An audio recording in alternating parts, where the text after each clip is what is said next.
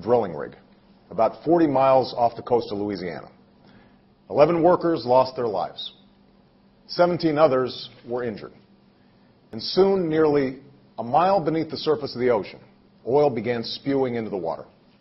Already, this oil spill is the worst environmental disaster America has ever faced. And unlike an earthquake or a hurricane, it's not a single event that does its damage in a matter of minutes or days. The millions of gallons of oil that have spilled into the Gulf of Mexico are more like an epidemic, one that we will be fighting for months and even years. But make no mistake, we will fight this spill with everything we've got for as long as it takes. We will make BP pay for the damage their company has caused. And we will do whatever's necessary to help the Gulf Coast and its people recover from this tragedy. For decades, we have known the days of cheap and easily accessible oil were numbered. For decades, we've talked and talked about the need to end America's century-long addiction to fossil fuels. And for decades, we have failed to act with the sense of urgency that this challenge requires. Time and again, the path forward has been blocked, not only by oil industry lobbyists, but also by a lack of political courage and candor. The consequences of our inaction are now in plain sight. Countries like China are investing in clean energy jobs and industries that should be right here in America. Each day, we send nearly $1 billion of our wealth to foreign countries for their oil.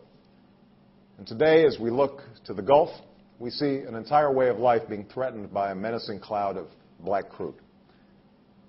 We cannot consign our children to this future.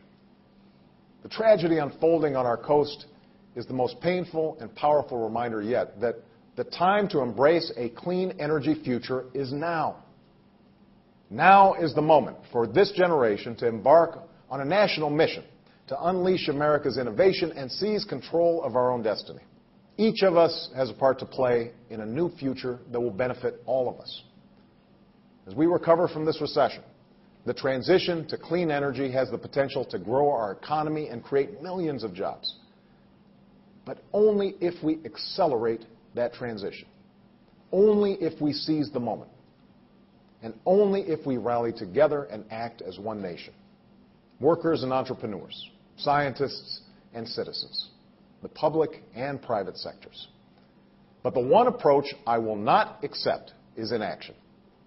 The one answer I will not settle for is the idea that this challenge is somehow too big and too difficult to meet.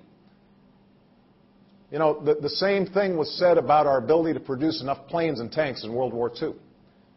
The same thing was said about our ability to harness the science and technology to land a man safely on the surface of the moon. And yet, time and again, we have refused to settle for the paltry limits of conventional wisdom. Instead, what has defined us as a nation since our founding is the capacity to shape our destiny, our determination to fight for the America we want for our children. The oil spill is not the last crisis America will face. This nation has known hard times before, and we will surely know them again. What sees us through, what has always seen us through, is our strength, our resilience, and our unyielding faith that something